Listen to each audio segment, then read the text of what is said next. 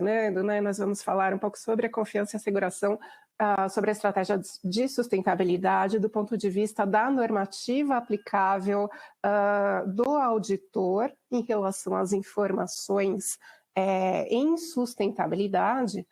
Então, para começo de conversa, estou aqui monitorando, né, meu horário, tenho 30 minutinhos para conversar com vocês. Para começo de conversa, vamos falar do nosso cronograma de aplicação de normas em ESG. Então, só relembrando, nós temos 3 sets principais de emissores de normas, sejam eles o ISSB, no âmbito do IFRS, cujos temas seriam a governança em ESG e mudanças climáticas, com a expectativa de emissão aí a partir de junho de 2023, potencialmente para o segundo semestre deste ano. Nós temos a SEC, com uma normativa específica para mudanças climáticas, com expectativa de emissão em Fall 2023, ou seja, segundo semestre também de 2023, e EFRAG, né, ou seja, a União Europeia, com 12 temas distintos em ESG, com expectativa de emissão em agosto de 2023, todos os 3 sets com aplicação inicial a partir de 2024, retroativas a informações a 2023. De maneira que as companhias deveriam já estar se preparando, né, para estas novas normativas. Isso, Fala. Se eu poderia pensar, eu fico imaginando o volume de novas normas que vão ser publicadas nesse segundo semestre. Ou seja, porque além dessas normas serem publicadas para esses órgãos internacionais, depois vai começar a publicação talvez nas normas equivalentes no Brasil, e o volume de informação que vai começar a ser aplicável e as movimentações que vão começar a partir da publicação dessas normas, que, aliás, ou seja, portanto, a necessidade das empresas já talvez anteciparam essas discussões devido ao volume de informação que está vindo. Perfeito, Kiran. Lembrando que essas não são as únicas normas existentes possíveis no universo, né? Então, por exemplo, o ISSB já está abrindo consulta pública para avaliar quais serão os próximos temas de normativas aplicáveis. Então, nós temos esses 2 drafts iniciais, mas nós teremos para frente outros drafts com outros temas também, tá? Então, falando um pouquinho sobre a visão geral das minutas de exposição que nós temos hoje, que seriam ISSB, IFRS S1 e IFRS S2, e a minuta da SEC, né? São basicamente estruturas normativas muito baseadas em questões climáticas, baseadas na estrutura de TCFD, ambas, tanto as minutas de ISSB quanto as minutas de SEC, né? Com efeitos quantitativos de riscos e oportunidades ESG nas informações financeiras, sendo que a proposta da SEC é mais granular no sentido de materialidade, né? A materialidade, a princípio, seria de 1% em linha. Desculpa, gente, mexi aqui, pronto. Nas linhas do balanço e do resultado. Existe requerimento em ambas as normativas de divulgação de emissões de escopo 1, 2 e 3, inclusive com uma granularidade bem alta, e existe expectativa de consistência e padronização das informações não financeiras, né, junto às informações financeiras, né, além da necessidade de asseguração dessas informações. Então, passando para o nosso próximo slide, essencialmente, as informações, a gente está falando aqui de expectativa de simultaneidade de divulgação de informações não financeiras a informações financeiras, né? As informações ESG serão apresentadas juntamente com as demonstrações financeiras. Então, ao se publicar informações conjuntas às informações financeiras, existe a necessidade de verificação, ainda que haja uma verificação terceira para a asseguração das informações que não seja o auditor externo das DFs, pela normativa de auditoria, é necessário alinhar o envolvimento do auditor externo com as normas de auditoria. seja pelo IFRS, né, seja pela SEC. Então, no caso do IFRS, a gente tem o ISO 720 neste momento, né, que é o NBC-TA 720, que se refere à responsabilidade dos auditores em relação a outras informações e documentos contidos ou que acompanhem as demonstrações financeiras, né? Então, embora a companhia possa utilizar verificações externas que não se refiram ao seu próprio auditor das demonstrações financeiras, quando essas informações são publicadas e apresentadas conjuntamente às demonstrações financeiras, existe normativa técnica de auditoria de avaliação de informações apresentadas conjuntamente às demonstrações financeiras. A gente está falando que o envolvimento do auditor é requerido de qualquer maneira. Tá? E aí, do ponto de vista da SEC, a gente fala... Só para comentar, isso, ainda que a norma do ESG requer que o relatório seja apresentado junto, existe ainda, imagino que vai existir ainda uma discussão no Brasil em termos da forma de apresentar. E que nós temos no Brasil, por exemplo, eu fico imaginando se fosse, por exemplo, apresentado na forma que o relatório de administração é apresentado hoje junto no mesmo documento, aí acho que não existe muita dúvida sobre a aplicação dessas normas de acompanhamento das demonstrações financeiras. E aí ainda acho que existe alguma discussão sobre o que quer dizer apresentar junto e como que isso vai ser feito na prática no mercado brasileiro. Então vamos ver como que vai ser isso na prática. Mas a primeira reação é que vai ter com certeza uma discussão sobre essas normas. Perfeito, Kieran. E aqui neste primeiro slide, né, então nós temos duas situações. Primeira situação, informações apresentadas conjuntamente às demonstrações financeiras, que é exatamente esse o caso. Então essas são as normativas aplicáveis quando eu tenho as informações apresentadas conjuntamente, ainda que em separado, né, mas conjuntamente às demonstrações financeiras. Na sequência a gente vai falar de informações apresentadas dentro das demonstrações financeiras, porque afinal de contas a nova normativa em sustentabilidade prega que algumas informações de riscos e oportunidades, por exemplo, quantitativas, precisam ser apresentadas dentro da demonstração financeira. E aí a gente está falando de outro set de normativas. Então, em um primeiro momento, vamos falar então das informações apresentadas juntamente com as DFs. Então, a gente tem a ISO 720 para IFRS, e para as minutas de SEC, a gente tem 3 normativas, 2 das quais são bastante importantes, a AS 2701, que é a norma que estabelece a responsabilidade do auditor quando o auditor é contratado para executar procedimentos de auditoria e informações suplementares que acompanhem as demonstrações financeiras auditadas, e isso é de acordo com as normas de PCAOB. E a gente tem a AS 2710, que é uma norma que acaba de ser alterada e entra em vigor para auditoria de demonstrações financeiras para exercícios fiscais encerrados após 15 de dezembro de 2024, e essa norma se refere à consistência ou material consistency da informação publicada, seja a informação de sustentabilidade ou relatório de sustentabilidade, com a demonstração financeira. Então, nesse caso, quando entrar em vigor esta normativa específica, o auditor poderá requerer a revisão ou reapresentação de qualquer um dos 2 sets de informação, sejam as demonstrações financeiras, seja o relatório de sustentabilidade, ou sejam ambos simultaneamente, para que exista consistência material entre as informações que estão sendo apresentadas nestes 2 documentos.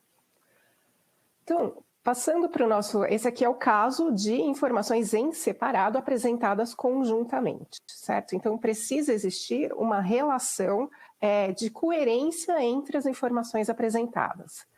Passando para o nosso próximo slide, nós estamos falando do segundo caso, que são novas informações em ESG dentro ou contidas nas demonstrações financeiras. Então, qual é o aspecto, né? Nas minutas do ISSB, existe a ideia e o conceito de se desenvolver e consolidar uma narrativa integrada de aspectos financeiros e informações relacionadas à sustentabilidade, como por exemplo, dentro do Management Commentary, ou o que a gente chama de MD&A, né? Management Discussion and Analysis. Então, aqui dentro do MD&A, deveria estar incluso todo e qualquer aspecto de relato integrado e de TCFD, com o objetivo de desenvolver um conjunto abrangente de orientações que permitam às empresas reunir em uma única narrativa, dado que é uma única empresa, uma única história. Esta narrativa precisa ser coerente e coesa, e precisa reunir informações financeiras e informações relacionadas à sustentabilidade simultaneamente, além de outros fatores fundamentais para a criação de valor e geração de fluxo de caixa, inclusive no longo prazo. Este é o conceito. A SEC diz que devem ser apresentadas dentro das demonstrações financeiras conceitos relacionados às mudanças climáticas, respectivos impactos, compromissos e planos de ação correntes, né? Então, estas informações que estão dentro das demonstrações financeiras estão sujeitas à auditoria, respectivamente auditoria ISA para a IFRS e auditoria PCAOB e SOX para a SEC. Muito bem, passando para o nosso... Pode falar, Kieran. Obviamente, essas aqui são minutos e acho que existe até um projeto para divulgações climáticas nas demonstrações financeiras. E acho que na prática, na hora que esses relatórios ESG são publicados, né, e nós estamos dizendo que aquelas informações são materiais para a empresa, e eu acho que as empresas vão ter que realmente reavaliar suas divulgações. Ainda que não existisse nenhuma outra nova norma, acho que o próprio fato que você publica esses relatórios desse jeito, falando que todos esses impactos são materiais para a empresa, acho que vai ter que ter uma reavaliação das divulgações e das demonstrações financeiras como um todo. Exatamente. Não tenho dúvida. Com base nesta normativa, né, do ponto de vista do auditor, mas sem dúvida as empresas vão precisar se preparar para essa nova forma de auditoria que elas serão submetidas, né? Então, passando para o nosso próximo slide, falando um pouquinho da normativa aplicável em si, a gente tem, então, né, voltando aos nossos 3 sets aqui de normativas em sustentabilidade, a gente tem o ISSB, a SEC e o EFRAG na Europa, na União Europeia, com aplicabilidade global na questão do IFRS, né, do ISSB, embora não mandatória por hora. Na SEC, empresas listadas nos Estados Unidos, e no EFRAG, empresas que contenham operações na União Europeia, né? Normas de auditoria aplicáveis. Nós temos o ISA 700 para ISSB e EFRAG, PCAOB para SEC, e aí nós temos o conceito de norma de auditoria em ESG, que continua sendo o PCAOB para SEC, né? E atualmente nós temos o ISAE 3000, que é a asseguração, Assurance Engagement Other than Audits or Reviews of Historical Financial Information, no caso de ISSB e EFRAG, e temos hoje o ISAE 3410, que é o Assurance Engagement on Greenhouse Gas Statements, né? Ou seja, a asseguração para gases de efeito estufa. No entanto, a gente tem o ISSA 5000, que o Kieran mencionou durante a nossa pesquisa, e vamos falar um pouquinho sobre esta nova normativa que está entrando brevemente em consulta pública, com foco especificamente em sustentabilidade, no próximo slide. Então, aqui eu não vou me aprofundar sobre a norma ISSA 5000, quem vai falar sobre ela será o Marcos Paulo, né, que é o nosso grande especialista em normativa. Mas, só para introduzir o assunto, a gente tem um cronograma esperado de que esta normativa entre em consulta pública a partir de agosto desse ano, com publicação potencialmente em setembro do próximo ano, né? é uma nova norma de requerimentos em sustentabilidade, né, em asseguração de sustentabilidade, uma norma abrangente, independente para asseguração tanto limitada quanto razoável, que permitirá diversas estruturas de relatórios, né, então, por exemplo, GRI ou IRC, e que prevê padrões específicos para adequação dos critérios de reporte e escopo dos trabalhos de asseguração do ponto de vista de sustentabilidade. E aí eu deixo para o Marcos Paulo comentar mais a respeito desta nova normativa.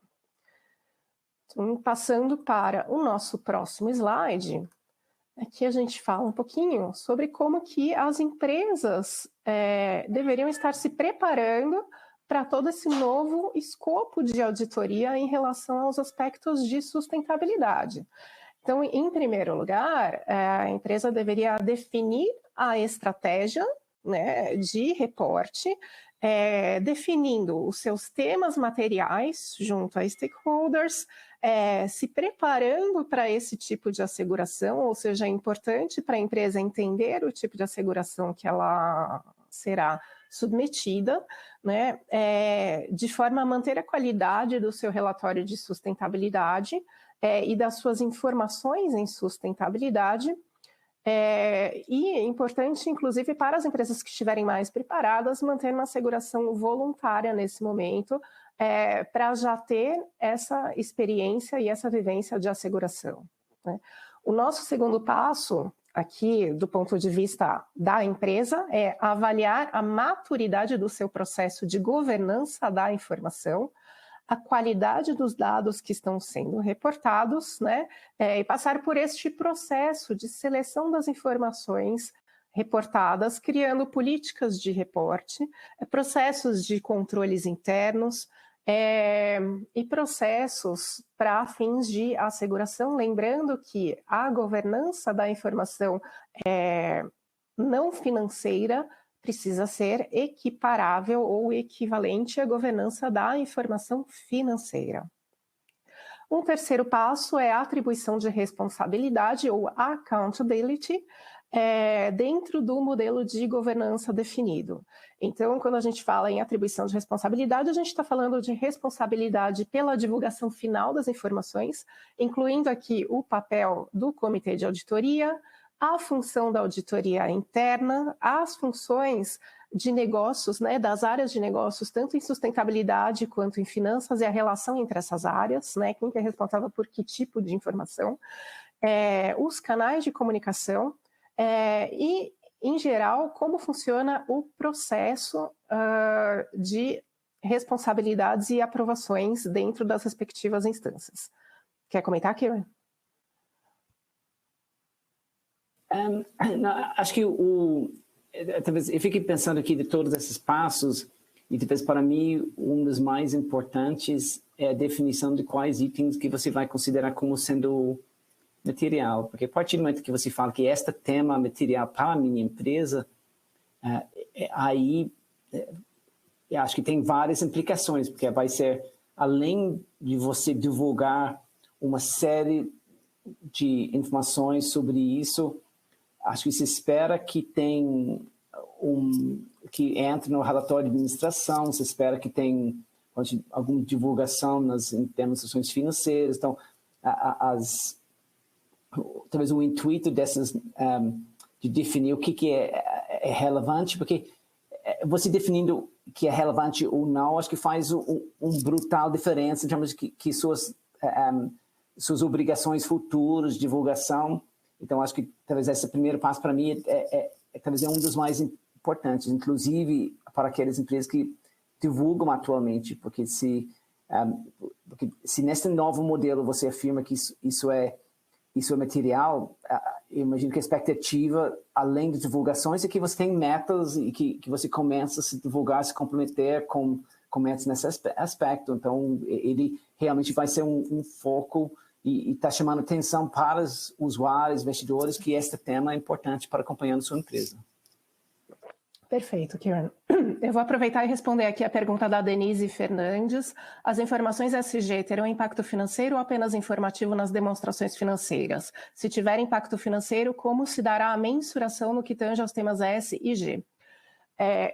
Pessoal, o princípio é de dupla materialidade, que a gente chama. Então, para todas as normativas aplicáveis, dupla materialidade quer dizer a materialidade tanto do ponto de vista de sustentabilidade, quanto do ponto de vista financeiro, né? Ou seja, informações que tenham impacto na pegada do ser humano no nosso planeta, do ponto de vista de S e de G, bem como que tenham impacto financeiro. E as normativas, em geral, pregam que precisa ser discriminado na demonstração financeira impactos de fluxo de caixa de curto e de longo prazo, bem como impactos potenciais de riscos e oportunidades. E aí não é apenas informativo, né, mas a gente está falando de impacto financeiro do ESG nas demonstrações financeiras. Então, as empresas precisam estar preparadas para conseguirem avaliar esse tipo de impacto e para conseguirem quantificar esse tipo de impacto. Tá? Muito bem. Então, a gente falou, em primeira instância, aqui dos passos de definição e desenho da nossa estratégia, né, para a construção de confiança e para a asseguração. A próxima jornada, né, ou os próximos passos se referem realmente à implementação e o refino deste desenho dessa estratégia, que seja preencher as lacunas, né, ou fill the gaps, ou seja, desenvolver recomendações, melhorar a função dos relatórios de sustentabilidade, identificar os pontos fracos em relação à governança, né, identificar documentação faltante em relação à asseguração ou documentação inadequada, identificar deficiências de controle, né, identificar toda a documentação que seja insuficiente em relação a suporte e preencher lentamente estas lacunas. Esse é um trabalho contínuo, né? Segunda coisa, testar, né? Então, pegar essa versão piloto de procedimentos, realizar um walkthrough, realizar entrevistas com os proprietários de dados, reperformar os controles, validar os controles e verificar as evidências. Para quê? Para verificar se, de fato, está tudo funcionando do ponto de vista de governança. Tá? E terceiro e último aspecto, expandir ou apoiar o envolvimento do assegurador sobre as recomendações para melhoria dos relatórios. Ou seja, construir um plano para que o relatório seja cada vez melhor, seja aperfeiçoado, né, e que a asseguração contínua seja realizada de uma forma melhor a cada ciclo. E aí a gente tem aqui, por fim, um cronograma prospectivo de preparação, tendo em vista que as normativas já seriam aplicáveis a partir de 2024. Dentro desse cronograma, obviamente, né, os passos de definição e desenho precisariam ser realizados já nesse ano de 2023, ou seja, a definição de estratégia, que é o ponto que o Kieran mencionou como mais importante dentre os 6 passos, precisaria estar sendo realizada agora, né, bem como a avaliação de maturidade da companhia para esse tipo de asseguração, né, e a atribuição de accountability ou responsabilidades do ponto de vista de governança, né, para que a gente consiga ter minimamente um primeiro ciclo de asseguração a partir de 2024, já com informações de 2023, né. E a partir de então, a cada ciclo, a gente faz aquele ciclo de implementação e refino, né, ou seja, implementação de melhorias, que seja correspondente a preenchimento de lacunas, testes em relação aos processos de governança e expansão dos processos para a melhoria contínua da governança e do reporte das informações não financeiras. Tá? Então, essa é a ideia de implementação. Quer comentar aqui? Não, legal, e estava dizendo, acho que existe uma preocupação e começa uma discussão até com especialistas nesta parte de seguração, que em a gente sendo requerido, em as firmas de auditoria sendo requeridos a aplicar a seguração razoável, dado o desafio que tem para as empresas de criar esses novos relatórios ESG e estar sujeito à seguração razoável, no mesmo momento que talvez inicialmente teria ressalva, justamente pela o padrão de seguração que seria requerido se fosse a seguração razoável, e talvez que existiria algum tipo e que na norma, por exemplo, do SEC, existe um espaço de tempo entre a publicação inicial das informações, a seguração limitada e depois a seguração razoável. Então, mas o nível de asseguração, se for razoável inicialmente, acho que gera uma grande preocupação do ponto de vista dos auditores da capacidade das empresas passarem para esse nível de seguração. Exatamente. E é por isso que a gente tem, inclusive, este ciclo, né, de melhorias contínuas dentro dos aspectos de asseguração e da preparação de governança da empresa, né, para que a empresa consiga ter a asseguração razoável e sem deficiências significativas, né? Muito bem, pessoal. Então, eu estou a 28 minutos de apresentação aqui, segundo o meu cronômetro. São 9h52. Devolvo a palavra ao Kieran. Agradeço pela audiência, pela participação e pelo convite. E fico à disposição, não terei que deixá-los hoje mais cedo, mas fico à disposição para conversar. Estou no LinkedIn, estou disponível para quem precisar de ajuda. É isso. Muito obrigada, Kieran. Obrigado, Melissa. Você deve ser a nossa apresentadora mais pontual que a gente tem. Mas vamos lá. Agora, Marcos Paulo, você está conosco? Estou sim, Kieran. Estou por aqui. Legal. Agora, você pode nos falar um pouco do contexto geral desta nova norma de seguração, essa ISSA 5000 e sua importância para o mercado? Posso sim. Se bem que a Melissa falou que eu era o expert, mas ela falou tão bem que eu estou achando que o título tem que ir para ela, viu, Kieran? Mas acho que com base em tudo que a gente tem falado e a importância, estou olhando aqui o log de perguntas de todos os participantes, eu acho que todos nós temos um senso comum de que o tema é relevante, é importante, né? O como vai ser, todas as discussões estão na mesa, mas que a importância do tema ela é altíssima. Acho que tanto o mercado como todos os stakeholders têm essa mesma percepção. Então, nesse sentido, Kieran e pessoal, eu acho que ter essa norma de asseguração escrita é um grande marco nesse tema, porque na verdade, a primeira norma que vai ser escrita sobre isso. Ela quase que sai do zero. Não dá para falar que é do zero, e a Melissa mostrou um pouquinho, porque hoje, se você olhar no arcabouço das normas de auditoria, tem alguma coisa.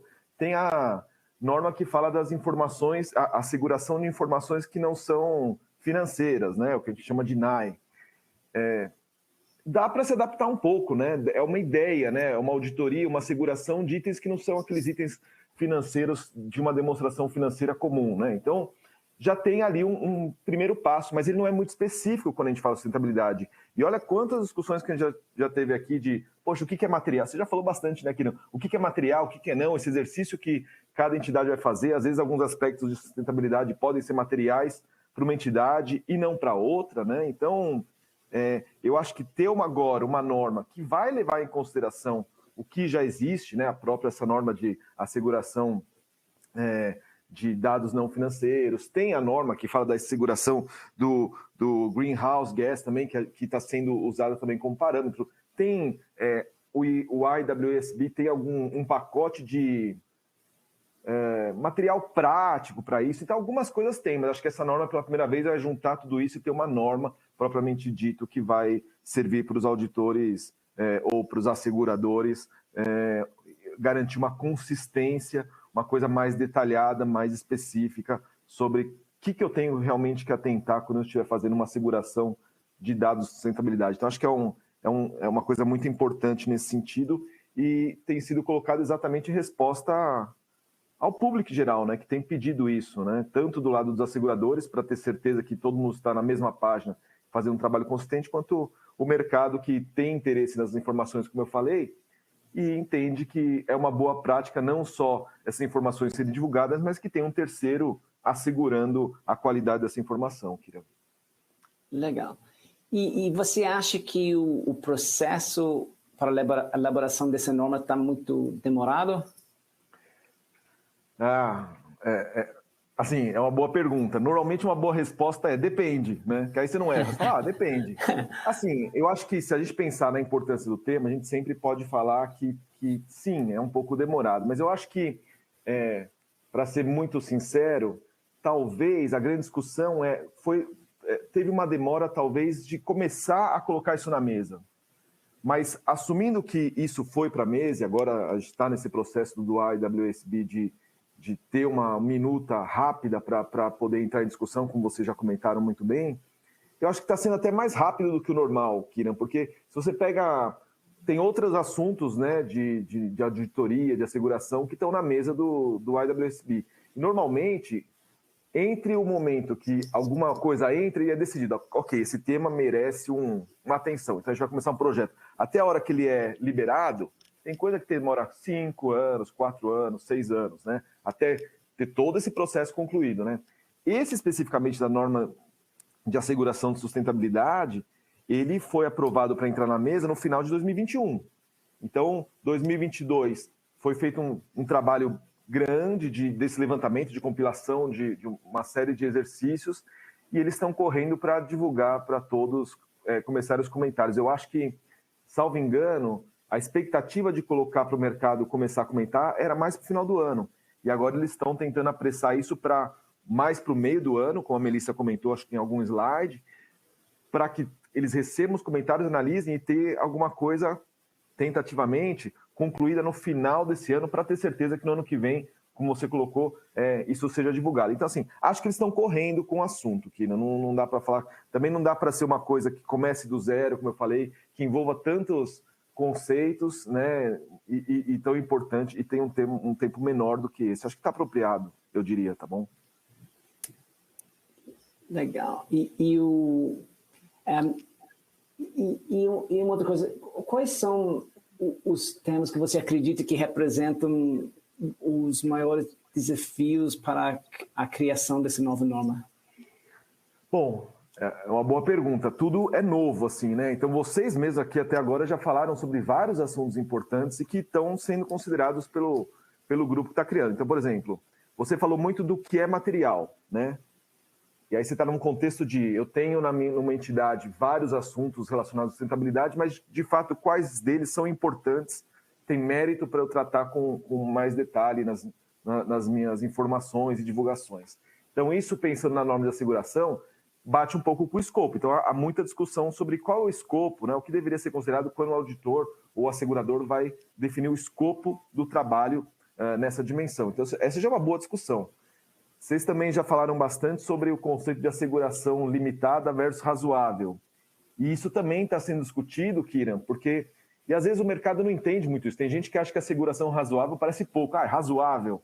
E não entende que o assegurador não assegura 100% de tudo, né? Então, é razoável dentro dos limites do que é relevante. Então, é o mesmo conceito de uma auditoria de demonstração financeira. Também é uma asseguração razoável. Enquanto que a limitada é mais no sentido de uma revisão limitada que o auditor faz, por exemplo, em informações interinas, trimestrais. Então, como você já falou algumas vezes aqui hoje, né, Kiran? Há um gap entre o que eu faço, se eu tenho uma asseguração limitada, é mais para entender alguns conceitos, discutir, ver se aquelas informações parecem consistentes com os registros e sistemas da entidade, mas é bem limitado, como o próprio nome diz. A asseguração razoável vai muito além, ela equivale a uma auditoria, né? Então, essa é uma outra discussão, né? Já que essa norma tende a traçar essas duas dimensões, então eles estão discutindo bastante ok, exatamente o que você falou, Kiran, qual que é a diferença qual que é o impacto se eu estou só numa limitada ou se eu dou um pulo para asseguração razoável, na prática, o que é isso? E tem várias outras coisas. Por exemplo, outra coisa é a materialidade, não no escopo, mas a materialidade para o asegurador eu peguei uma distorção, uma diferença, né? Eu tenho que ter uma materialidade para poder avaliar se aquilo é importante ou não. A gente que é auditor de demonstração financeira, tudo contador, que a gente gosta de número, né? Então a gente define lá 100, essa é minha métrica. Então uma coisa que é 150, puxa, é muito importante. 10, eu acho que 10 não é importante.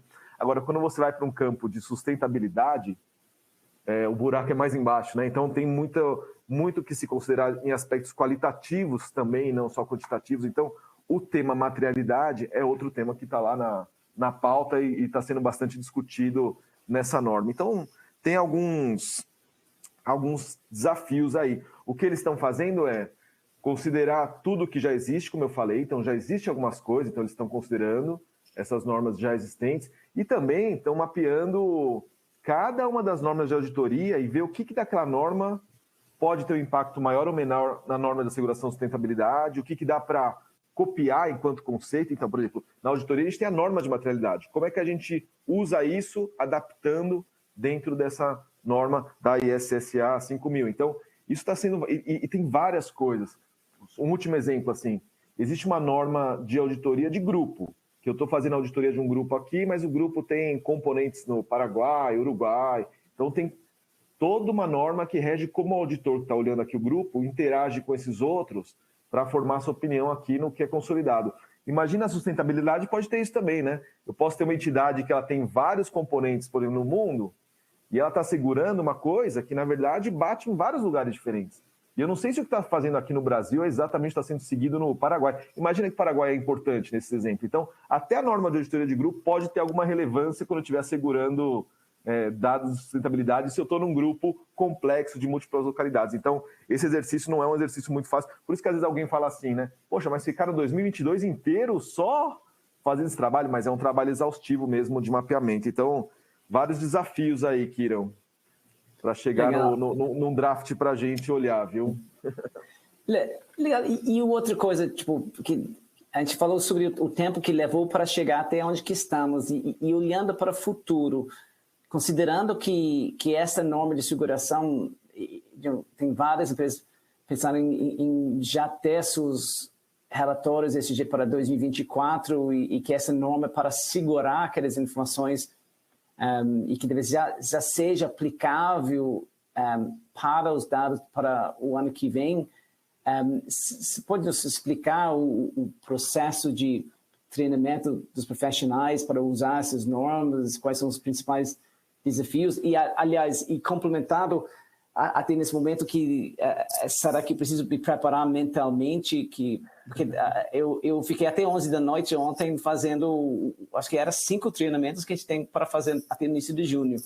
E aí sempre tem uma lista grande de treinamentos e isso vai ser na lista para o ano que vem?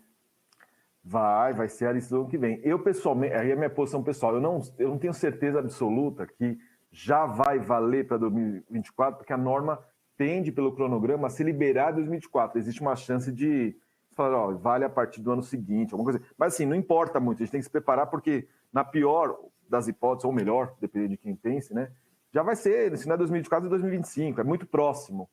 E você tem razão, Kiran. Aqui, fazendo um contraponto com as normas de auditoria.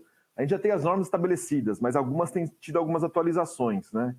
E essa mesmo de grupo, né, de múltiplas localidades, está sendo revista no que vem entre uma versão e a gente vai ter muito treinamento, porque só a nova versão já tem muitas mudanças que os auditores vão ter que gastar bastante tempo em sala de aula discutindo o que mudou e os aspectos práticos. Vamos para essa agora, a ISSA 5000. Ela é nova, né? Ela vai trazer vários conceitos, alguns que a gente já conhece, mas agora muito mais focados, como eu falei, muito mais conciso. Então, é quase como começar do zero aqui, né? Então, eu acho que vai ter, sim, uma discussão muito grande, vai ter que ter um investimento muito grande para os asseguradores em treinamento, porque não é só a parte técnica, né? É como aplicar. Eu acho que não comentei isso, mas também, pelo menos, pensando nesse lado não só do teórico, mas do prático também, não só da parte técnica, mas como aplicar essa parte técnica, o IWSB também está gastando um tempo pensando em materiais adicionais e explicativos, com alguns exemplos do que ele está querendo colocar na norma. Então, talvez isso ajude um pouco nos nossos treinamentos a entender um pouco cada um dos requisitos, quando eu olho alguns exemplos práticos que eles vão dar. Mas vai ser um investimento. Não vou falar que vai ser como é que é? Horas gastas, vai ser bastante horas investidas, Kiran. Legal. E isso para o mundo dos profissionais de auditoria. E para as empresas deveriam conhecer essa norma, eles deveriam estar se preparando, considerando as exigências desta norma, porque, de nós, na premissa de que esses relatórios, eu fico imaginando, CVM já tem um requerimento de um relatório de seguração sobre esse tipo de relatório. Então, eu não duvido que ela vai vir como exigência de aplicar isso para os novos relatórios ESG. E as empresas deveriam estar alertas e deveriam estar preparando também para considerar essas normas de seguração na medida que eles estão preparando o seu relatório ESG? Eu acho que sem dúvida, Kiran. A gente não pode achar que a norma de asseguração ela é a principal diretriz para quem está preparando, obviamente, mas com certeza, e ainda mais nesse momento que a gente está todos trabalhando e às vezes tem velocidades um pouco diferentes entre o que sai na norma para se preparar e o que sai na norma assegurar, eu acho que tudo isso tem que ser considerado. Eu estava escutando a Melissa falar de PCOB, aí, Kiran, você já é um cara mais experiente, talvez você lembre disso, que quando saiu o SOX, as empresas tinham que fazer os trabalhos SOX e o auditor. Só que aí o PCOB, que era o regulador americano, traçou várias diretrizes detalhadas para os auditores e a administração não tinha da SEC alguma coisa tão em detalhe. Então era comum a gente usar a referência do que o PCOB pedia para os testes de controles internos e tal, para educar, né, para fornecer informações relevantes para como a administração precisava fazer os seus testes de controle, já que a SEC não tinha isso tão detalhado, né? Então, talvez, eu acho que não é exatamente a mesma coisa aqui, mas eu acho que sim. A norma de asseguração sendo colocada, é importante sim para as empresas tomarem conhecimento, elas vão conversar com o seu assegurador, né, com o seu auditor, e sabendo o que está ali por trás, eu acho que fornece um pouco de informações do que o auditor vai estar preocupado, o que ele vai estar olhando, e de alguma forma isso acho que alimenta as suas áreas para saber o que ela deveria estar tentando ao preparar as informações. Eu acho que se retroalimenta assim, não pode ser a fonte primária, mas acho que é muito importante. Alguém colocou aqui no chat, falou assim, poxa, quem que vai ficar com isso? É a área financeira, é a área de compliance, né? Eu acho que todas essas áreas envolvidas vão precisar entender um pouquinho qual vai ser o papel do auditor ou assegurador nesse caminho, e isso tem que ser levado em consideração sim. Eu acho que é super importante, Kiran. Legal. E eu acho que você levantou um ponto interessante, porque a norma norte-americana da SEC é um dos primeiros que está para sair, mas já vai sair com a aprovação do regulador, ou seja, já vai ser aplicável diretamente. E a norma norte-americana, ainda que ela só trata do tema climático, ela trata do tema climático e já fala do requerimento de seguração pelo auditor sobre esses dados, e ela já tem 500 páginas, então ela já serve e já vai ser aplicável para várias grandes empresas brasileiras que estão listadas lá. Então, acho que já vai servir como uma referência muito boa para fins nesse novo ambiente. Mas muito obrigado, Marcos Paulo, e a gente fica na guarda dos seus alertas de treinamento e os para o ano que vem, então. Combinado, Kiran. Obrigado eu. Obrigado. E agora vamos falar com Ardito. Ardito, você está conosco? Estou aqui, Kiran, aprendendo com vocês aí. Legal. E aqui eu sei que você está, que você está obviamente envolvido no CBPS e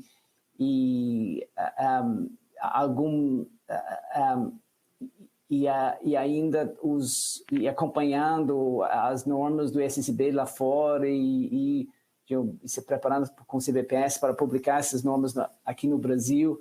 Eu acho que super interessante a sua visão sobre esta parte de essa parte de segurança. E talvez você poderia nos falar primeiro um pouco sobre a norma hoje, como fica, por exemplo, a norma dos referentes aos documentos que são publicados junto com as demonstrações financeiras e o relatório de auditoria. Tá, do ponto de vista da asseguração do auditor, é isso que pensa, né? Tá. E do envolvimento do auditor. Tá legal. Não, então é importante fazer esse corte, né? Porque então não estou falando como CBPS, porque o CBPS é standard setter, né? Não é exatamente relacionado aos standards de auditoria, mas como auditor da PwC, né? Como sócio da PwC. Como é que funciona, né? Se existirem, por exemplo, vou dar um exemplo que é mais comum hoje em dia, relatório anual.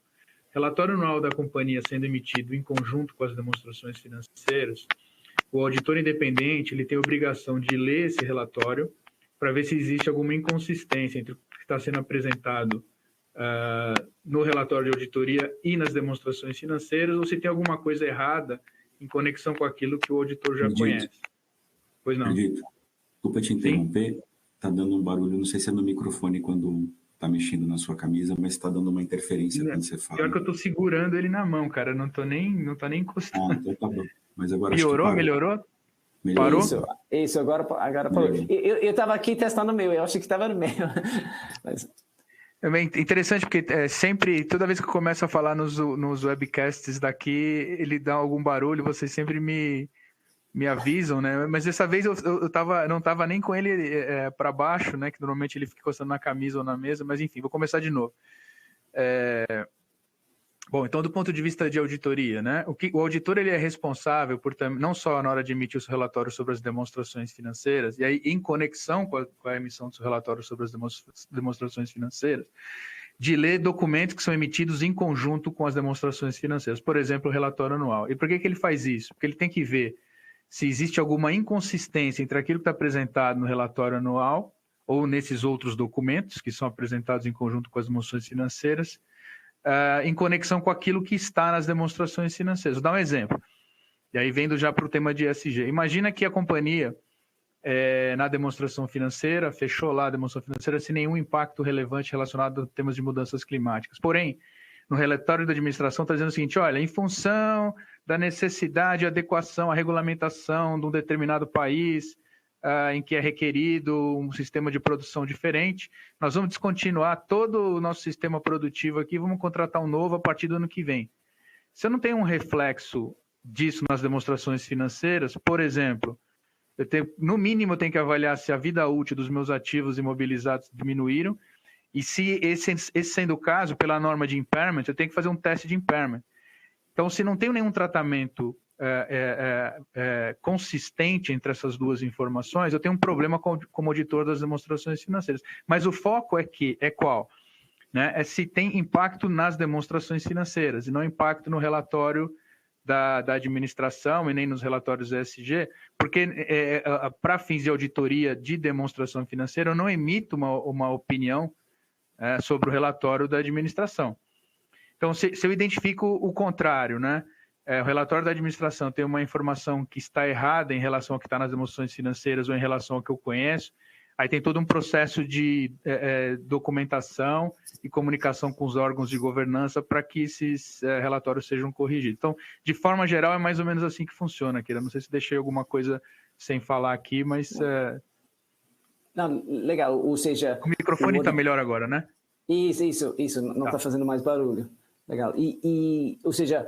O auditor independente das demonstrações financeiras, ele vai ser obrigado a olhar os documentos apresentados juntos. E você pode nos explicar algumas considerações que o auditor das demonstrações financeiras deveria fazer para determinar se essa norma por exemplo, se a norma, por exemplo, o ISA 720, se aplica ao relatório do ESG? Porque eu entendo que existe porque se ele se aplica, aí vai ter que seguir a norma de auditoria específica em relação àquele documento. Então, e talvez uma das principais discussões é se esse relatório ele vai estar sujeito a essa norma ou não.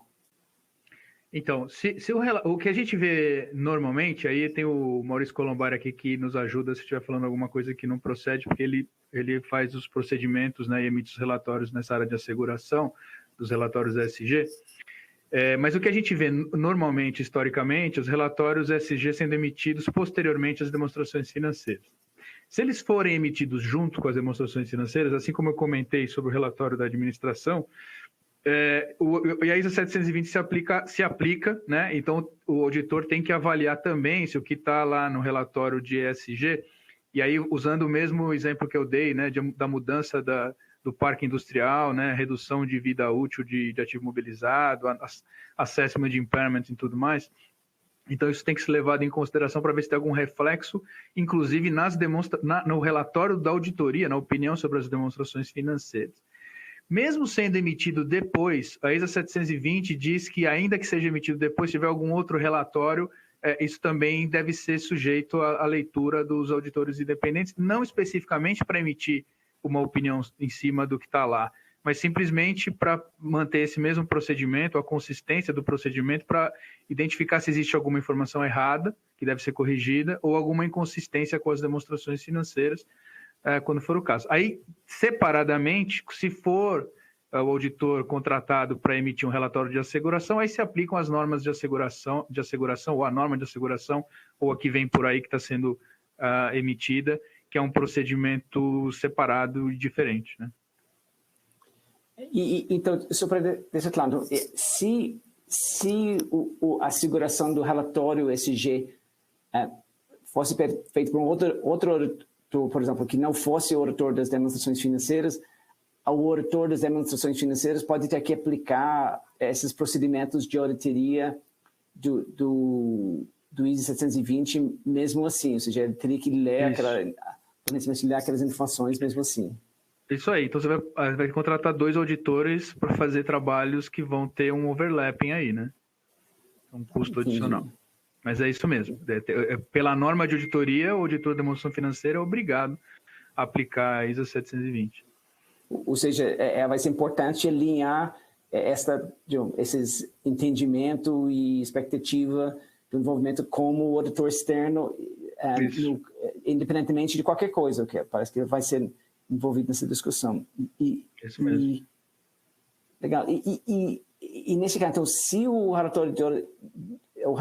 novo relatório ESG fosse considerado um documento publicado junto com as demonstrações financeiras e dentro do escopo dessa norma de auditoria do ISO 720, você pode nos explicar alguns dos trabalhos que o auditor das demonstrações financeiras iria fazer sobre aquela informação no relatório ESG? De forma geral, é essa leitura que eu comentei, né, que é feita para identificar se, com base no meu conhecimento como auditor, o que está escrito ali está correto ou tem alguma informação errada. E mais importante, ou em conjunto, não sei se mais importante, mas também bastante importante, porque isso pode refletir no relatório da auditoria da opinião, né, sobre as demonstrações financeiras, é se existe inconsistência entre o que está apresentado lá no relatório de ESG, ou no relatório da administração, onde podem ter informações ESG, em conexão com aquilo que está sendo apresentado nas demonstrações financeiras, e aí não estou falando só de divulgação, mas principalmente de mensuração e contabilização também, tratamento contábil.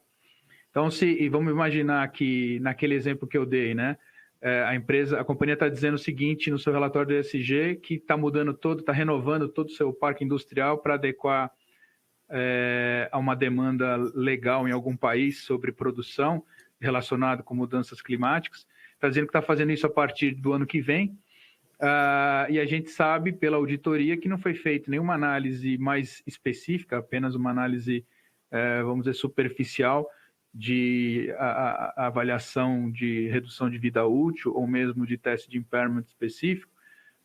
Não foi feito isso nas demonstrações financeiras. Então, não sendo corrigido nas demonstrações financeiras. Vamos começar de novo. Sendo verdadeira a informação que está no relatório ESG e não sendo corrigido o que deve ser feito nas demonstrações financeiras, em sendo material, isso poderia acarretar numa ressalva na opinião do auditor. Mas vamos pensar o inverso, né? O auditor tem a informação das demonstrações financeiras estão corretas, mas o que aparece no relatório ESG ele está inconsistente. Então, aí tem um procedimento a ser feito através dos órgãos de governança para comunicação da identificação desses elementos que vão ser corrigidos, e o auditor tem que verificar que essas informações foram corrigidas para que o relatório também seja apresentado de forma correta. a falta da correção dessas informações no relatório ESG também podem ter consequências. Eu nunca vi isso acontecer, mas poderiam ter consequências, por exemplo, do auditor se retirar do trabalho porque não vai estar associado a uma informação errada, uma vez que a administração se nega a corrigir aquela informação que está errada. Mas isso é o que está previsto na norma, isso tem que ser observado, é caso a caso, a gente está falando de informações que são materiais, mas não o ponto aqui é sério, né? O procedimento é sério, a norma prevê e exige isso e tem que ser aplicado. Agora, posso só complementar uma coisa, Leandro? Só para, talvez eu vou falar o óbvio talvez aqui, mas é só para, a gente falou muito entre asseguração. Eu tenho informações de sustentabilidade, né?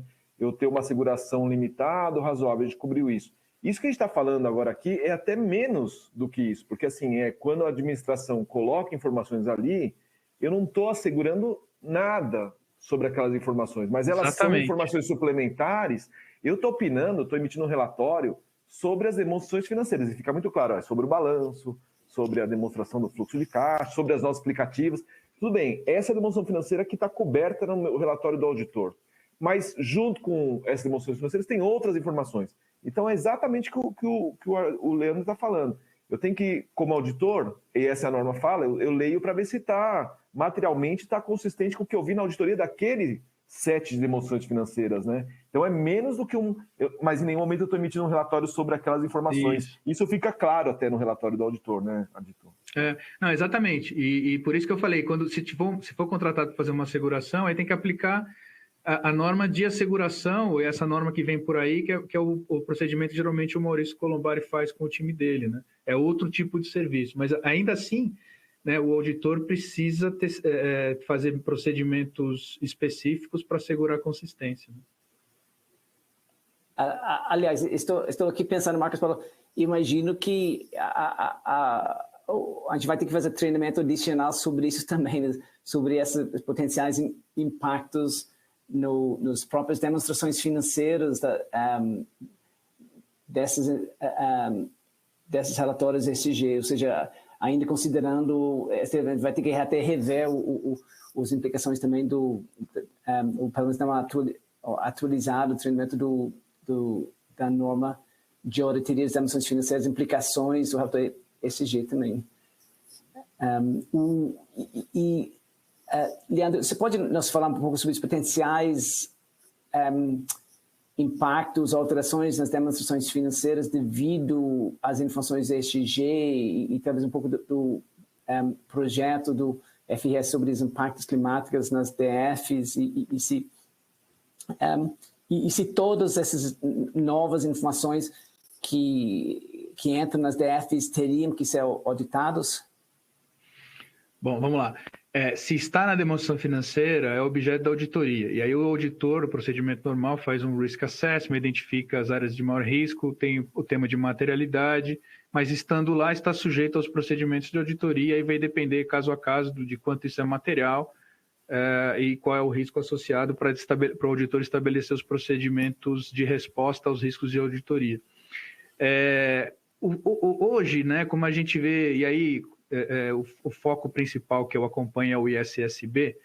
O ISSB ele vai tratar de todos os pilares do ESG, que é meio ambiente, a parte social e a parte de governança. Mas o foco inicial, né, até pela urgência do tema das mudanças climáticas, é a mudança climática, tanto que o S2, o draft do S2, ele é relacionado a mudanças climáticas. Especificamente com relação a mudanças climáticas, o IASB já emitiu, e não é recente, isso já tem, tem um documento em 2019 e um documento de 2020, em que o IASB emitiu Educational Material, alguma coisa assim, Educational Guidance, falando um pouco sobre as divulgações requeridas dentro das demonstrações financeiras relacionadas principalmente a julgamentos críticos, estimativas críticas, potenciais impactos, nas demonstrações financeiras vinculadas às mudanças climáticas. Uma delas foi essa que eu comentei, né? Será que o meu imobilizado tem a vida útil que eu estimei no início ou que estava estimado até o ano passado em função de respostas que eu estou dando para adequar a mudanças climáticas? Mas tem outros também, realização de imposto de renda diferido, ativo, going concern, realização de estoques, multas ambientais. Então, eles passam ali diversos elementos que já deveriam estar sendo considerados pelas empresas, pelas companhias, na elaboração de suas demonstrações financeiras, em conexão com suas respostas aos temas de mudanças climáticas. Então, assim, não é recente, isso já existe lá, mas acho que até recentemente não se estava dando tanto foco, né, ou não se estava dando tanta importância a isso, e isso passou a ser um tema mais urgente e de maior foco nesse momento. Então, assim, precisa haver consistência. O que é a demonstração financeira? A demonstração financeira é uma fotografia, ela conta uma história, né? O que está acontecendo? Então, ela tem que refletir o que de fato está acontecendo. Então, ela reflete as decisões da companhia e os impactos que aquilo tem nas demonstrações, na contabilidade, nos resultados, no balanço patrimonial, enfim, na situação da companhia. Então, de forma geral, não sei se prolonguei muito aqui a resposta, Kira, mas acho que é por esse é o caminho, né? Não, excelente. E, finalmente, pode chegar ao ponto de que a empresa vier a publicar seu relatório ESG junto com as demonstrações financeiras e isso chegar a gerar uma ressalva para o auditor externo sobre as demonstrações financeiras? Então, vamos voltar naquele tema que eu comentei como ilustração, né, que fica mais fácil, aquele da mudança do parque industrial para adequar uma legislação específica como resposta ao meio ambiente. Imagina que eles já decidiram, existe uma decisão, por exemplo, do Conselho de Administração, aprovado por quem quer que necessite, aprovar que vai mudar todo o parque industrial a partir do ano que vem, e na demonstração financeira não tem reflexo nenhum, nem de mudança, nem redução de vida útil do ativo e nem de teste de impairment, né? Se isso é material para as demonstrações financeiras, isso poderia gerar uma ressalva na opinião do auditor sobre as demonstrações financeiras, porque uma informação que já tem uma decisão específica, está divulgada em outros locais, não está sendo adequadamente refletida nas demonstrações financeiras, não só em divulgação, mas principalmente mensuração e contabilização. Legal. Muito obrigado, Ardito. Foi bastante esclarecedora e já estou vendo que vamos ter que Marcos Paulo provavelmente vai pedir para a gente os treinamentos também no ISO 720 dentro desse processo. Muito obrigado. Obrigado. Abraço. Abraço. Maurício, você está conosco? Sim, Kira. Estou aqui. Legal. Obrigado, Maurício. E, Maurício, falando um pouco sobre os relatórios de seguração atualmente, a seguração sobre relatórios ESG, a maioria hoje em dia são a seguração limitada, e por que seria o caso?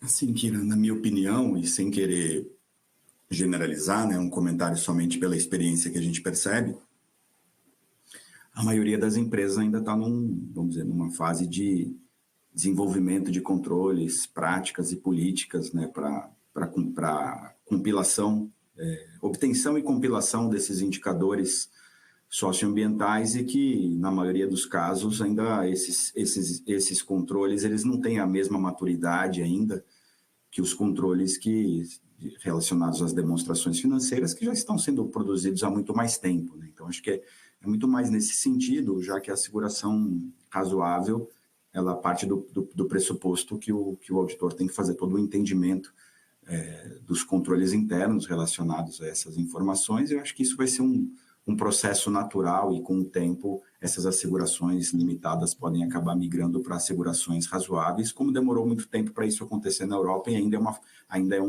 é um processo em andamento. Então, acho que acaba sendo aí um processo natural que vai acontecer com o tempo, pelo menos na minha opinião. Legal. E independentemente o que vier aqui em termos dos reguladores locais, nós sabemos que já pela minuta da norma da SEC, estamos esperando que a SEC vai requerer a seguração razoável, e isso é muito diferente da asseguração razoável, da asseguração limitada? Você poderia explicar um pouco da diferença? Sim, claro.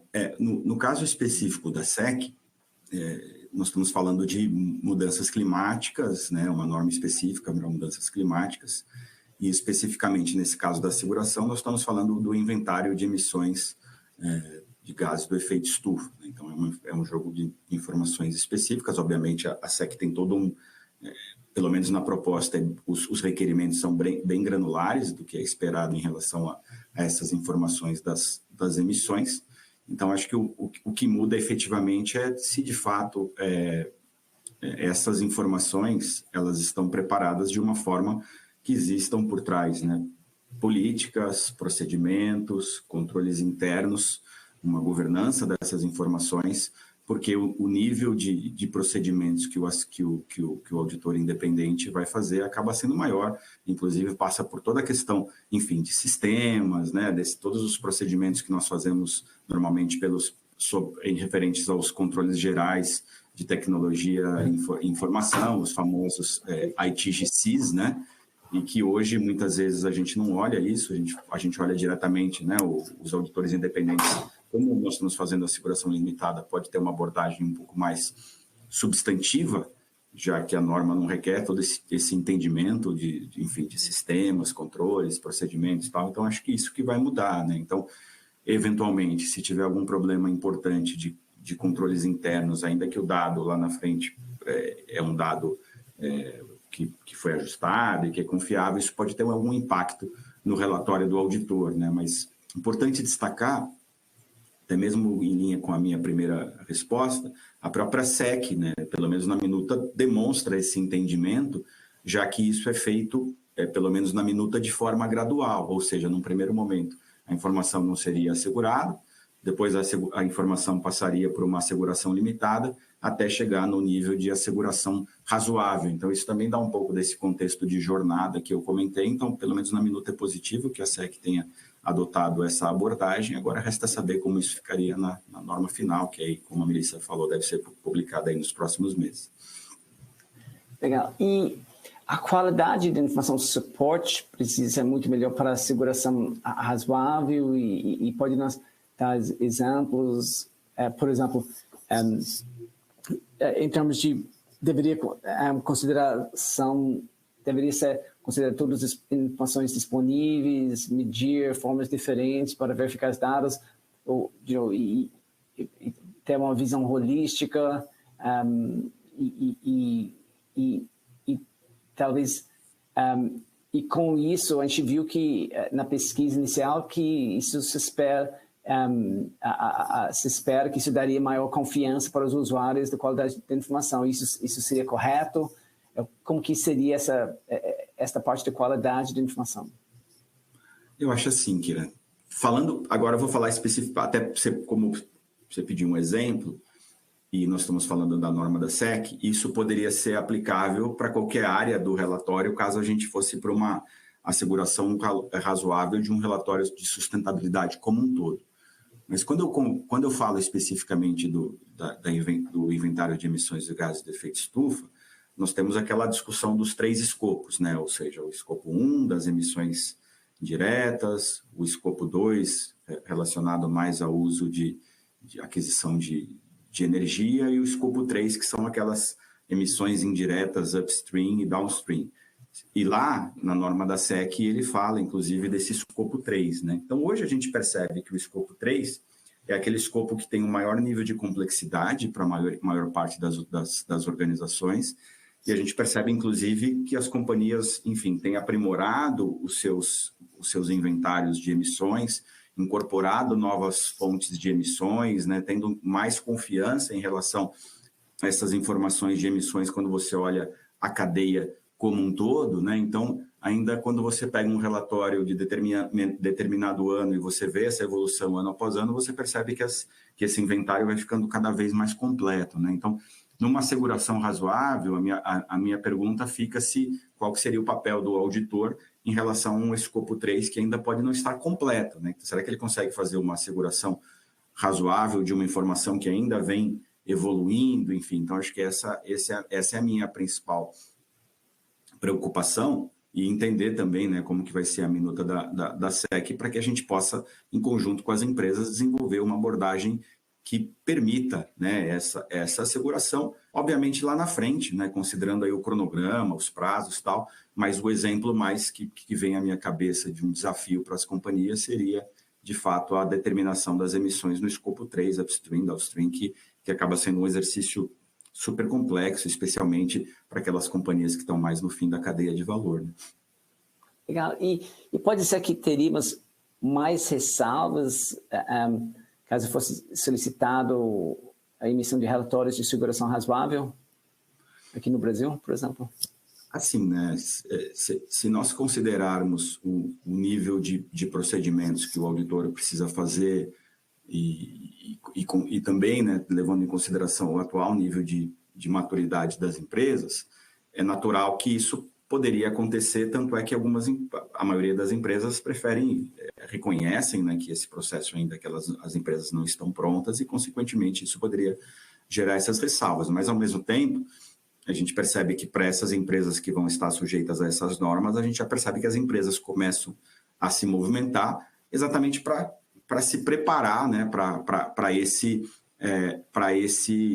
novo cenário. Então, se eu pensasse no contexto atual daquilo que nós vemos no dia a dia, e mais uma vez sem generalizar, mas com base na nossa experiência de mercado, sim, poderia gerar mais ressalvas. Mas, ao mesmo tempo, eu considero que as empresas não vão ficar paradas, né? Vão ter um tempo de adaptação, e olhando lá na frente, espero que as empresas possam chegar, né, nessa época dos requerimentos com esse arcabouço de políticas, procedimentos, controles internos, tal, que permitam essa asseguração razoável sem a necessidade do auditor incluir ressalvas nos relatórios, né? Então, acho que a gente vai ter que acompanhar isso com muita calma, né? Então, acho que o que eu tenho visto, né, que de fato nas normativas existe, os reguladores entendem que do ponto de vista da empresa isso é um desafio, e das empresas eu vejo que as empresas também estão se movimentando para estarem prontas aos requerimentos, né? Então, acho que se a gente conseguir conciliar bem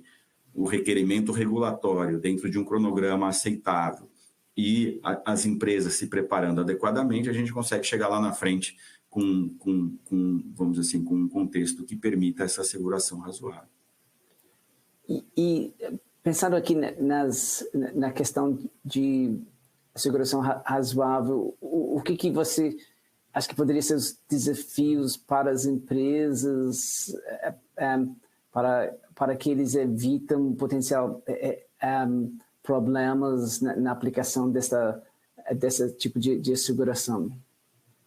Acho que parte muito mesmo da formalização e documentação, né? Então, citando outro exemplo prático, né? Hoje, muitas vezes, as companhias têm políticas contábeis, grupos têm manuais de consolidação das informações, têm sistemas para compilação de dados, enfim. Então, isso, para muitas empresas, para as informações não financeiras, isso ainda não está disponível nesse mesmo nível de maturidade. Então, a documentação de uma política que diz quais são, né, principalmente, quais são as principais diretrizes em relação àquelas informações, procedimentos detalhados, matrizes de controles internos, enfim. Então, nós estamos falando aqui de controles requerimentos que vão se equiparar a requerimentos, por exemplo, de SOX, para determinados ciclos operacionais e que poderiam ser aplicáveis, né, com matrizes de riscos e controles para essas informações, no caso, né, principalmente quando a gente fala da norma da SEC, em relação a mudanças climáticas, sistemas, né, hoje a gente percebe, né, que os grandes provedores de sistemas, eles também vêm desenvolvendo módulos que permitem o controle e a compilação dessas informações. Então, acho que as empresas têm que se preparar para isso. Obviamente, a pergunta que vem, e ontem a gente fez um evento da Semana de Sustentabilidade discutindo exatamente isso, e a pergunta que vem puxa vida, mas isso então representa um custo adicional para as organizações? Então, a gente tinha até duas convidadas que trouxeram que sim, representa um custo, um desafio, mas também a oportunidade da companhia se posicionar adequadamente nessas temáticas, enfim. Então, a gente tem que olhar sempre por esses lados de custo, mas também pelo lado da oportunidade. Mas respondendo de forma objetiva, eu acho que é muito mais todo esse contexto, né, que tem por trás e a governança dessa informação e todos esses desdobramentos de políticas, procedimentos, controles e sistemas para que a companhia esteja pronta para esses requisitos no futuro. E quais dicas que você poderia dar para as empresas referente à qualidade das informações e a preparação para ter uma qualidade de informações melhor?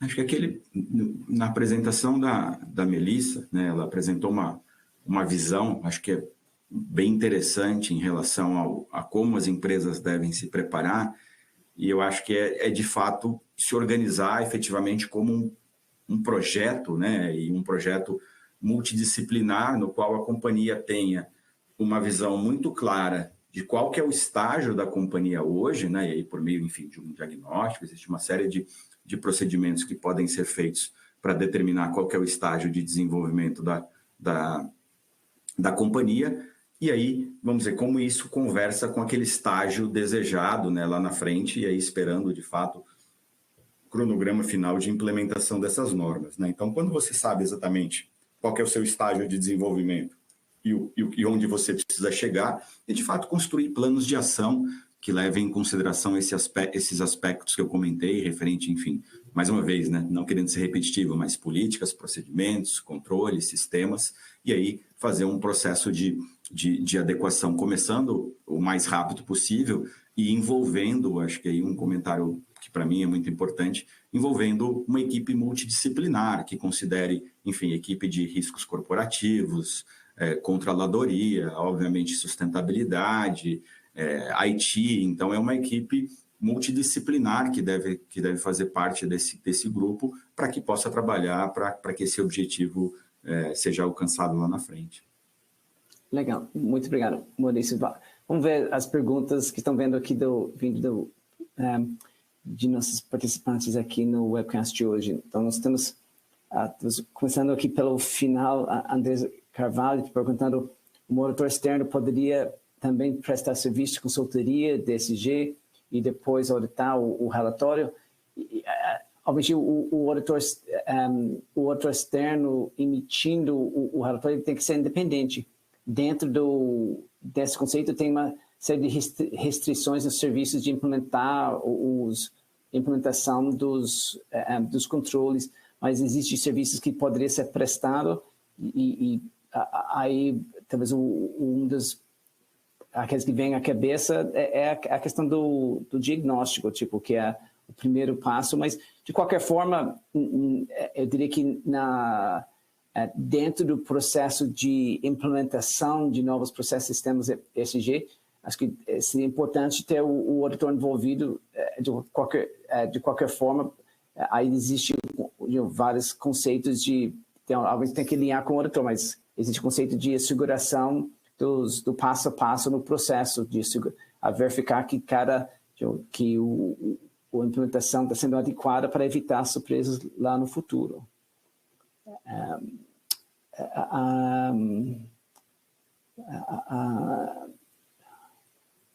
Acho que tem aqui, tem mesmo a Andresa Carvalho, acho que para você, Maurício, para qual ADP você possa pedir um trabalho específico de ESG. Acho que para Maurício aqui, aí já tem o e-mail de Maurício aqui na... Depois o pessoal sempre me manda os contatos, né? E nós entramos em contato, aí será uma satisfação conversar com você e entender o que vocês precisam. A nossa equipe está sempre à disposição, aí muitos participantes entram em contato conosco e nós respondemos com a maior satisfação. Legal.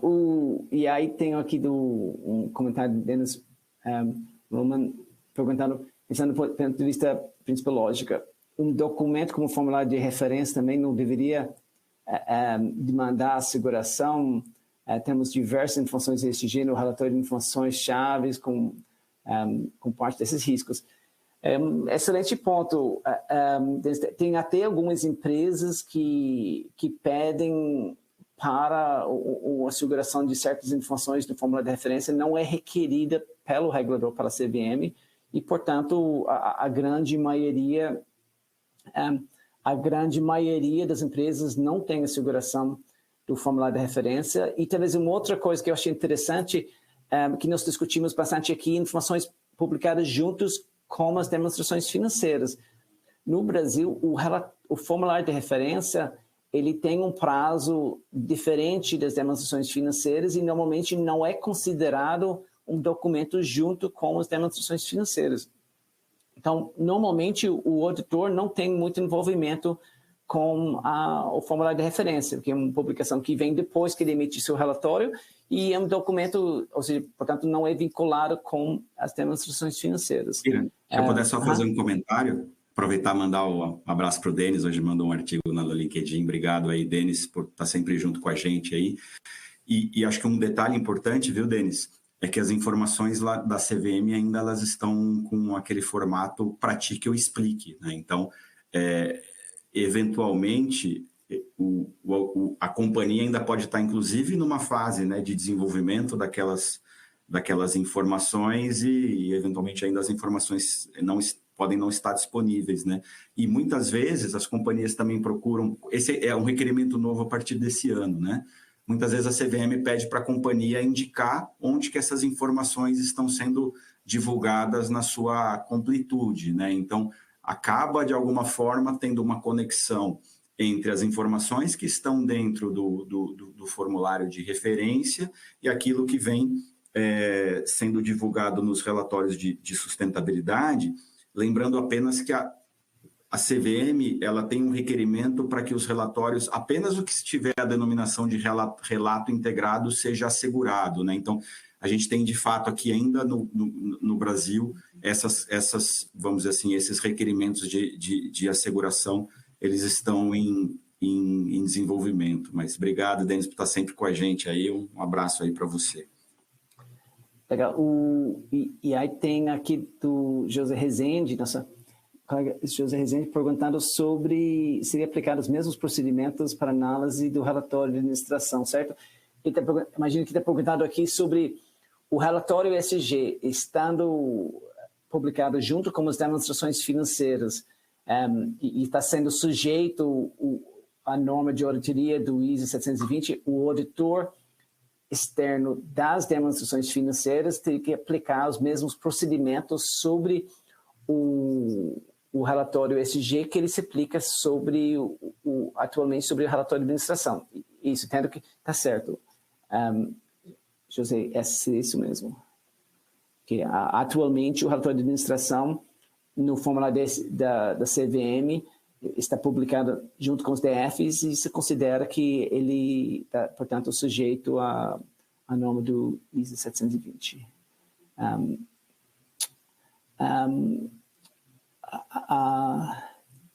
Aí tem aqui de Valdeiro Matias da Silva perguntando, podemos entender, então, que no caso que a emissão do relatório ESG ser emitido após a emissão das transações financeiras e sendo identificado itens de impacto nos DFs, nesse caso, DFs deveriam ser representados. É isso. Talvez aqui, talvez muitos casos hoje, o relatório do ESG ele é publicado depois das demonstrações financeiras. Isso que acontece hoje. No novo modelo que nós estamos discutindo, requerimento é que sejam publicados junto com as demonstrações financeiras. Então, sabendo que seria publicado junto, antes de emitir o relatório das demonstrações financeiras, em tese, sendo aplicado o ISO 720, aqueles procedimentos têm que acontecer antes da emissão. Então, na realidade, a discussão para esses novos relatórios vai ser que o auditor, em tese, ele vai precisar da minuta do relatório ESG, que vai ser publicado junto com as demonstrações financeiras, e ele vai ter que revisar esse relatório. Tipo, independentemente de quem vai emitir fazer a asseguração sobre aquele relatório, o auditor das demonstrações financeiras vai ter que revisar antes. Kiran, posso fazer só uma observação? Uhum. Rapidinho. Claro. Nós temos falado muito aqui na nossa discussão sobre o relatório ESG, né? O que é hoje e esses novos requerimentos, sejam do ISSB, sejam da SEC. É importante destacar que hoje as empresas, né, emitem relatórios, e aí tem vários nomes, né, como eu comentei, relato integrado, relatório de sustentabilidade, relatório anual. A maior parte desses relatórios de acordo com as nossas pesquisas, ele é feito de acordo com o framework GRI, né, que é o mais usado no mundo, complementado com outros frameworks. Importante destacar que esses novos requerimentos, para a maior parte das empresas, eles não vão substituir esse relatório anual ou relatório de sustentabilidade que é produzido hoje, porque esses relatórios eles são relatórios multi-stakeholder, ou seja, eles são feitos para um público mais amplo. As novas normas do SSB e da SEC, que têm requerimentos bem específicos e que têm uma característica de ser voltada mais para o público investidor, e isso está escrito na própria norma, eles são complementares, então a tendência que eu vejo, né, isso aqui falando um pouco do futuro, né, a tendência que eu vejo é um relatório, por exemplo, do SSB sendo publicado juntamente com as demonstrações financeiras, talvez o da SEC com algumas informações nas demonstrações financeiras, outras informações no 20F ou em qualquer outro formulário que a SEC vier a criar para atendimento desse fim, mas os relatórios de sustentabilidade devem continuar existindo e possivelmente podem, inclusive, ser publicados posteriormente, porque eles incluem um número de informações muito maiores. Entendeu? Então, só para a gente deixar isso claro, existe, inclusive, um memorando de intenções entre o GRI e o SSB, cujas futuras desenvolvimentos de normas tenham aí alguma certa consistência, mas uma coisa não substitui a outra, e a gente entende que as empresas vão continuar divulgando o relatório anual, relato integrado, relatório de sustentabilidade, como divulgam, e aproveitando boa parte dessas informações para atender os regulamentos regulatórios, tá bom? Só para deixar isso claro, porque senão parece que a gente está dizendo que uma coisa substitui a outra, o relatório anual deixa de existir, o GRI deixa de existir, e realmente não é o caso, tá bom?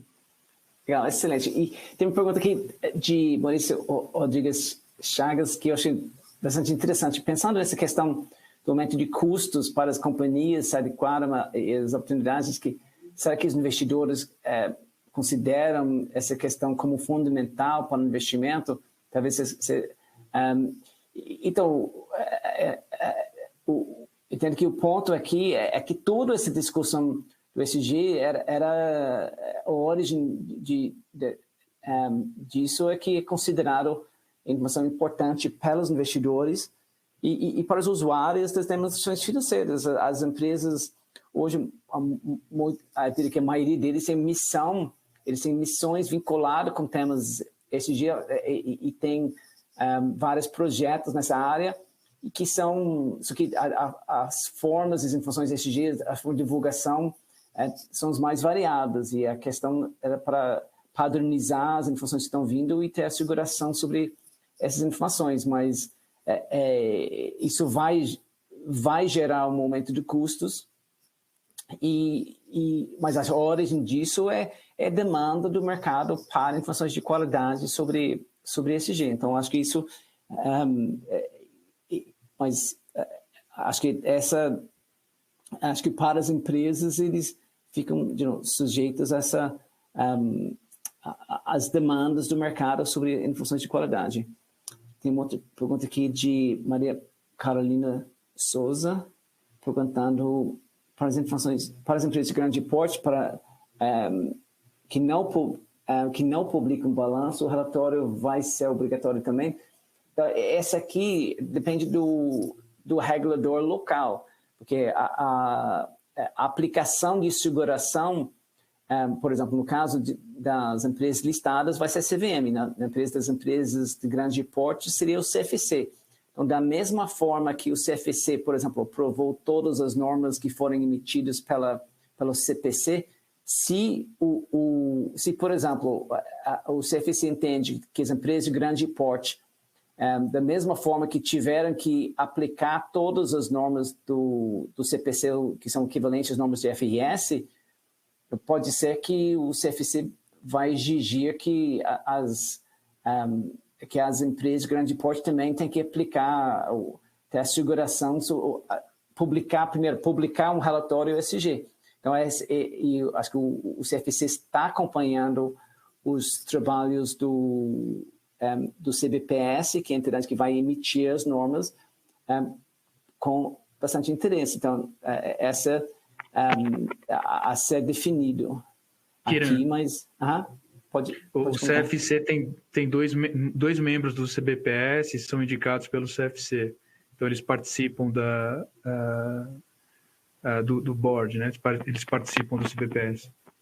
Isso, ou seja, Maria, a gente pode dizer que o CFC está acompanhando muito por perto, está muito envolvido nisso, e ela é regulador que define o que define as normas para as empresas para as empresas de grande porte. Que mais que tem? Tem aqui tem outra pergunta aqui de Maria Carmen Souza, perguntando: um relatório global de sustentabilidade pode ser usado para a empresa brasileira ou, se necessário, emissão de um local? Então, eu entendo que para o mercado brasileiro, se espera que o CBPS emite uma norma local que depois vai ser aprovada pelos reguladores e vai ser esta norma que vai ser aplicada aqui no Brasil para as empresas brasileiras. Aí tem outra pergunta aqui do Iva Freitas: as empresas terão obrigatoriamente de realizar a asseguração das informações divulgadas em seus relatórios de sustentabilidade ou terá que ser um relatório integrado? Então, esse aqui depende dos reguladores. Tipo, as várias reguladores que estão acompanhando essas novas normas, a gente viu que primeiro tem que ser no Brasil, por exemplo, o CBPS vai emitir a norma do novo relatório ESG e depois você vai ter a nova norma de auditoria, mas o regulador, por exemplo, para empresas listadas, o CVM vai definir o tipo de asseguração ou não sobre esses relatórios. Só lembrando que existe hoje já uma norma nessa área do relato integrado, onde o CVM já requer asseguração sobre essa informação. Mas, e de novo, os vários reguladores estão acompanhando muito por perto esse tema.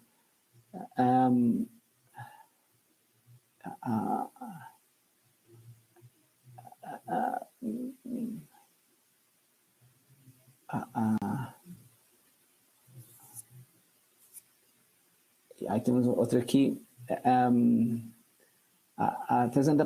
de Denise Fernanda, perguntando: trazendo a aplicação da norma ESG a par de um fato recente, quais os impactos nas termos financeiras?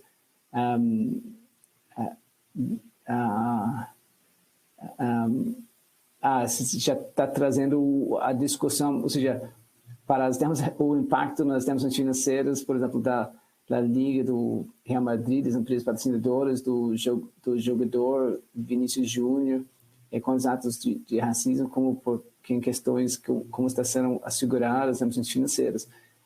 Então, aqui tem o ponto, na hora que tem atos e impactos, aí vai ter uma avaliação das implicações de temas específicos, seja, nesse caso, em termos sociais. Acho que tanto em termos do relatório ESG, quanto em termos das demonstrações financeiras. Agora, a visão... E aí, talvez a importância de ter as normas finais do ESG, porque aí a forma de avaliar, a forma que vai ser avaliado esse tipo de tema vai ser específico para as novas normas. Aí, vamos ver o que mais que tem aqui. Aí, temos um outro vinculado aqui de Daniele Pereira. Gostaria de saber como fica a variável S dentro do ESG, o crescimento da preocupação do ESG está afetando também na preocupação sobre este ponto. Aí, atualmente, a gente está vendo o tema do clima está sendo prioritário, mas existe várias, tipo, a gente viu que na lista de prioridade tem a capital humano, e essa aqui está na lista ou seja, está na lista das temas no forno para sair, e até nas normas europeus já tem normas específicas sobre parte S. Eu vi que já chegamos rapidamente nossa, o tempo voa aqui, então eu vou pedir para nossos panelistas para dar um comentário final. Então, talvez começando talvez, Leandro, você quer colocar algum comentário final? Sim, eu acho que a gente precisa criar uma mentalidade aqui no Brasil, primeiro de participar, né, dos exposure drafts, da emissão das normas, porque muitas vezes a gente reclama, e como brasileiro como um todo, né, a gente reclama das normas emitidas, dizendo, putz, mas isso aqui é muito difícil fazer, isso aqui não se aplica, isso aqui... Depois que a norma saiu, não há muito o que fazer. Então, na hora que a norma está sendo elaborada, que são emitidos os exposure drafts, é o momento de participar e dar sugestões e levar para avaliação de quem emite as normas se há alguma coisa para mudar. A outra coisa que eu acho que é importante é a gente antecipar a preparação para adequação aos requerimentos que virão.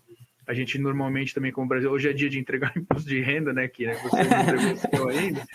Você já é brasileiro, metade da sua vida aqui no Brasil já virou brasileiro. Mas, assim, a gente, sendo brasileiro, a gente normalmente também acaba deixando para o final.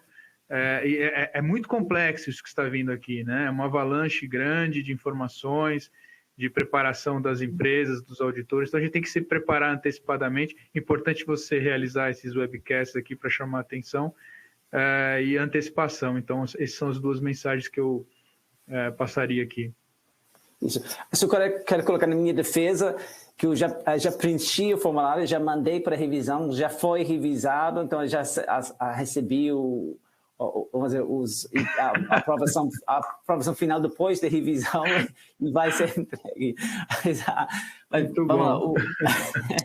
O Marcos Paulo, algum comentário final?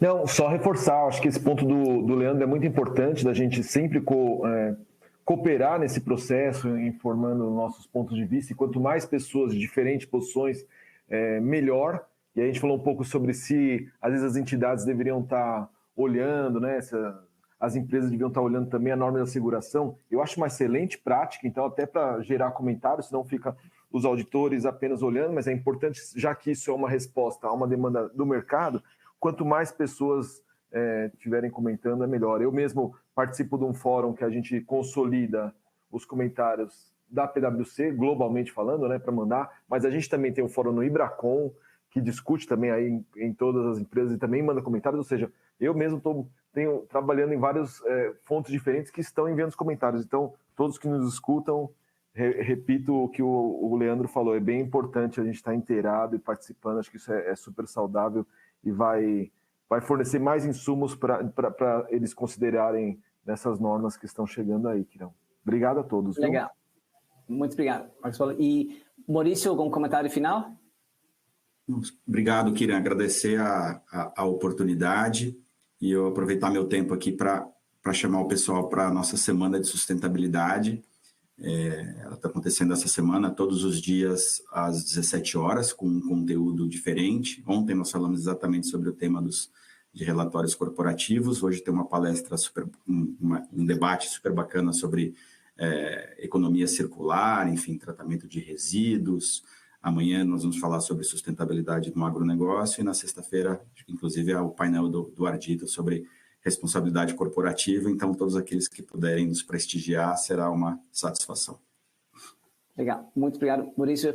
Acho que o Melissa já teve que sair, então com isso chegamos no final de nosso tempo do webcast e agora vem a parte mais importante, onde vai ser anunciado quem levou o chocolate.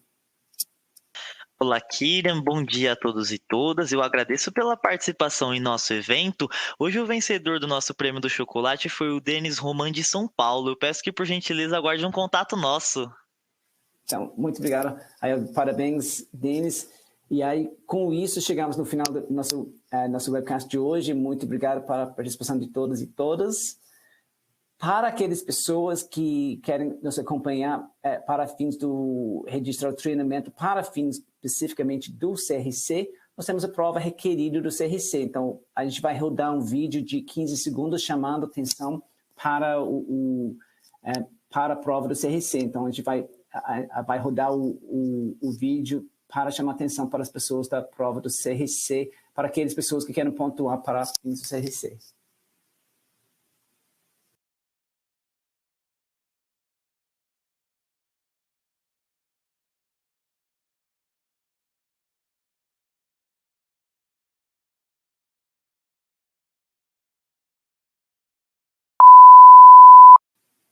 pegar. Agora, essa aqui é a prova para fins de pontuar para CRC. Aí deveria estar aparecendo daqui a pouco na sua tela as perguntas. Vai aparecer 3 perguntas. Desculpa, vai aparecer 4 perguntas e você precisa acertar 3 das 4 perguntas. Então, agora, a primeira pergunta é, por exemplo, qual a organização mundial responsável pela emissão do novo relatório ESG do ponto de vista global?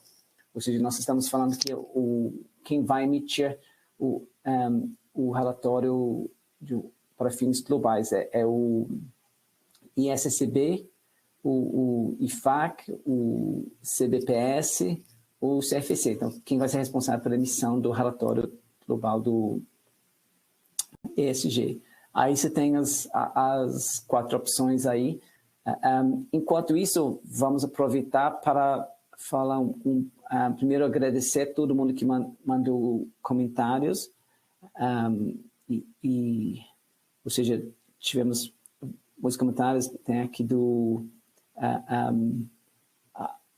aí tem uma pergunta aqui, inclusive de Adriano Bertoldo, perguntando onde está o link para a participação da Semana da Sustentabilidade. E acho que se fosse seguir a PwC, ou até Maurício, quando vai no LinkedIn, você vai ver o link para os vários eventos. Então, a PwC Brasil, ou o próprio Maurício no LinkedIn, você vai achar os links para os vários eventos de sustentabilidade. Isso, tem mais uma pergunta aqui de Somit de Souza Neves.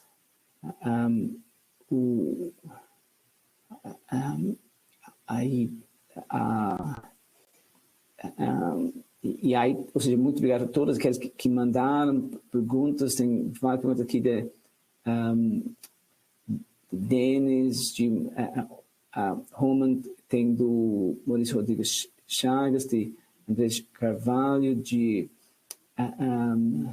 Daniele Pereira, de Mari Souza, de Freitas, de Jéssica, nossa Jéssica Itomi, Maria Eduarda Quinelli, de Wilson Casalto, de Denise Fernandes, Flávio Kizaki, Stephanie Cristina, de Eliane Araújo Rocha, Eliane Corra, Marcelo Lopes Filho, Vanessa Lotti, e todos os outros que mandaram comentários durante o nosso evento. A gente agradece muito a participação e a gente gosta de receber os comentários de vocês que agradecem nosso evento e nos ajudam em termos de focar nosso material para aqueles itens que são de maior interesse. Aí, talvez, para quem está nos acompanhando e se tiver dúvidas que a gente não conseguiu responder, fique à vontade de mandar para nossos panelistas. Aí no slide você tem os contatos com os e-mails dos nossos panelistas, onde você pode entrar diretamente em contato com os panelistas de hoje. E aí eu agradeço muito a Melissa, Maurício, Leandro e Marcos Paulo para nos prestigiar hoje, dividindo seus conhecimentos. Aí para semana que vem vamos falar sobre reestruturações societárias. Então, quando se discute reestruturações societárias, vamos discutir, seja combinação de negócios, sobre aquisição, vamos discutir em cooperações reversas, cisão, as transações sobre controle comum, os vários tipos de transação de reestruturação societária. E aí, para isso, vamos ter conosco, normalmente, quando se discute esse tema, se tem normalmente 3 profissionais. Você tem o primeiro profissional jurídico que vai fazer a análise dos passo a passo jurídico, que vamos ter e vamos ter Henrique Haddad falando conosco sobre isso. Aí você tem o profissional da área financeira, contábil, discutindo o reflexo contábil disso, que Denise Portela vai estar conosco falando sobre os reflexos contábeis disso. E aí, depois disso, vamos ter Álvaro Pereira nos explicando das implicações fiscais baseado na análise contábil jurídico da transação. Então, acho que vai ser um evento legal semana que vem, considerando que nós temos muitos temas de reestruturação societária no Brasil, são temas recorrentes, especialmente para os grupos grandes, e tem várias complexidades no meio dessas discussões.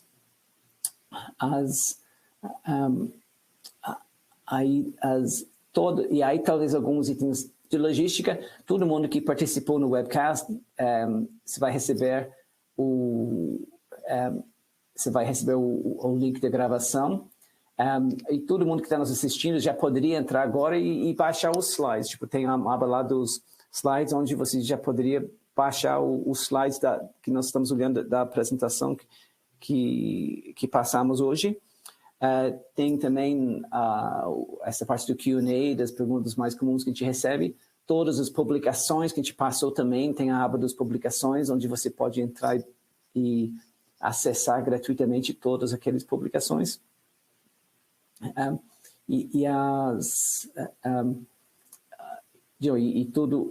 Tudo isso é aberto e gratuito.